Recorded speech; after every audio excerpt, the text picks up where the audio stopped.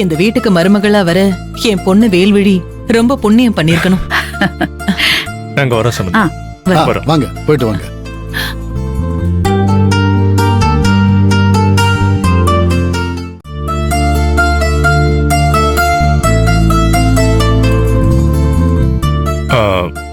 சும்மா சொல்லக்கூடாது மேகலை.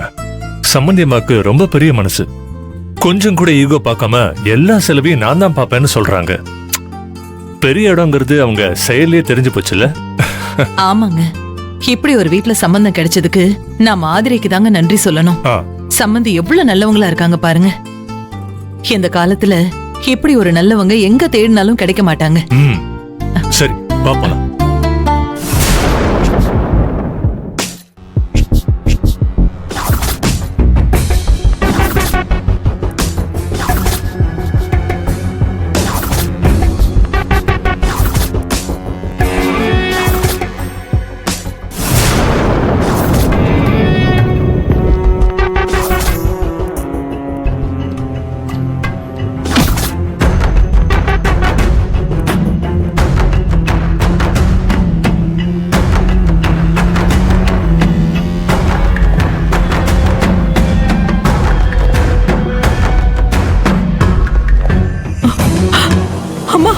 அம்மா அம்மா மன்னிச்சிடுங்கம்மா, தெரியாம தப்பு பண்ணிட்டேம்மா, ப்ளீஸ்மா.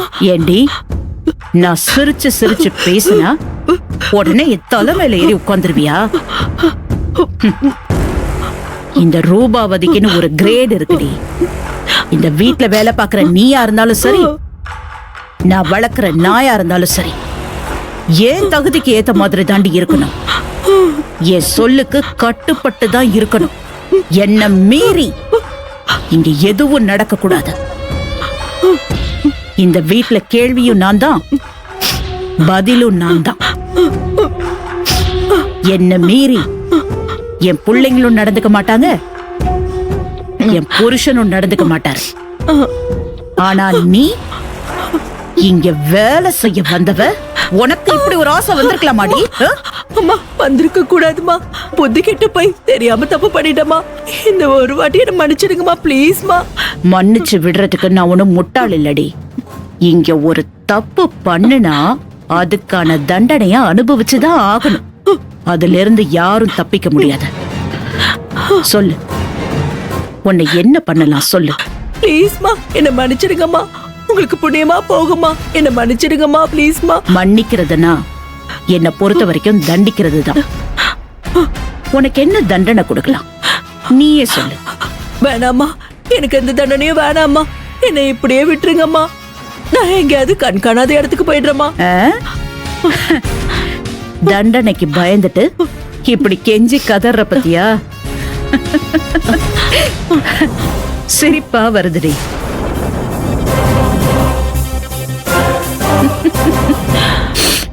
சரி, நான் இல்லாதப்போ நீ என்னென்ன பண்ண, இப்ப அத மட்டும் செஞ்சு காட்ட.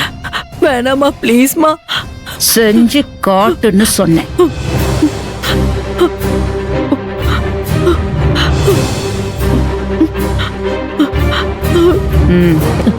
என் புடவைய மடிக்கலான்னு வந்தியா? ஆமாமா. புடவைய பார்த்ததும் உனக்கு ஆசை வந்துருச்சா? சொல்லுடி. ஆமாமா. அதுக்கப்புறம் என்ன பண்ண?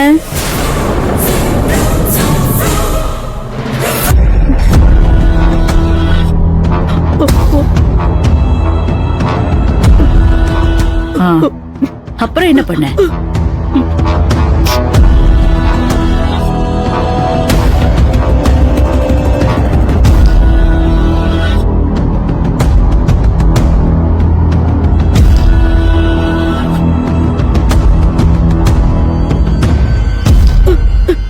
போது, நிறுத்தடி.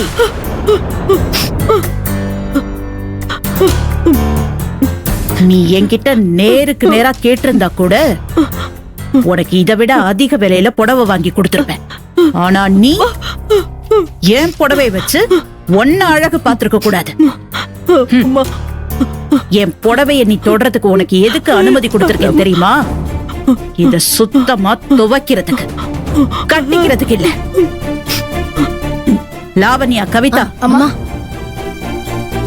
கட்டிக்கிறதுக்கு கை இருந்தா தானே இவ கட்டுவா.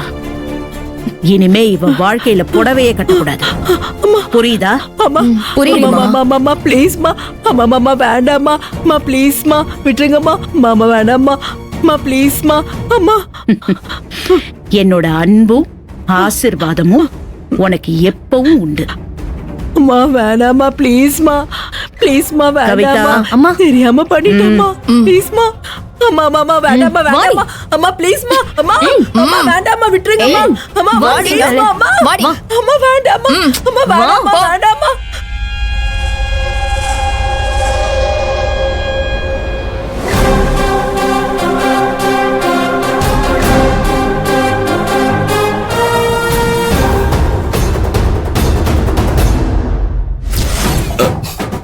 ஐயோ சகல, நல்ல வேலை நம்ம பொம்பளையா பிறந்து இந்த வீட்டுக்கு மருமகளா வரல.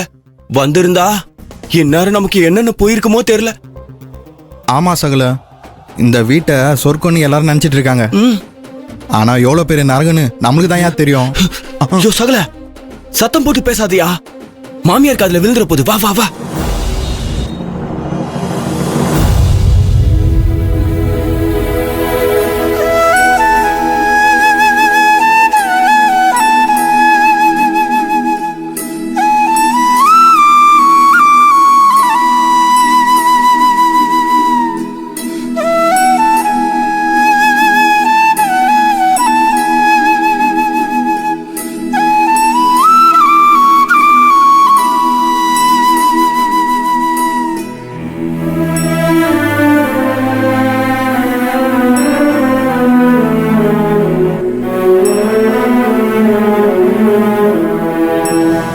இங்க பாரு கண்ணு, ஒன்று மேல தப்பே இல்லைனாலும் சரி, நீயா மன்னிப்பு கேட்டு அவர்கிட்ட போய் பேசிடு. ஆனா தயவு செஞ்சு வெறுப்பை மட்டும் வளர்த்துக்காத கண்ணு. அவர்கிட்டயும் வெறுப்பை வளர விட்டுறாத கண்ணு.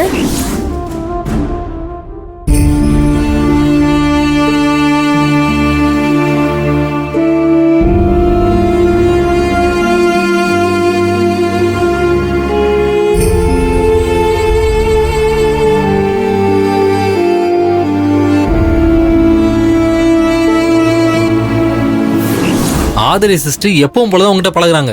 ஆனா நீதான் ஆம்பளைங்கிற கெத்துல அவங்கள பாக்குற. அதனாலதான் பிரச்சனையே உருவாகுது. சாரிங்க.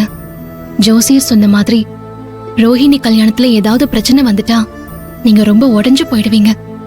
உங்களால தாங்கிக்கவே முடியாது. அதனால தாங்க நான் அவ கல்யாணத்தை தள்ளி போடலான்னு சொன்னேன். இப்பெல்லாம் நீ எனக்கு எதிராவே பேசுற ஆதர. முன்னெல்லாம் நான் பேச நினைக்கிறத நீ பேசுவ, நான் செய்ய நினைக்கிறத நீ செய்வ. ஆனா இப்ப டோட்டலா நீ மாறிட்ட. நீயா மாறல ஆதர, நீ பாக்குற வேலை உன்னை மாத்திருச்சு.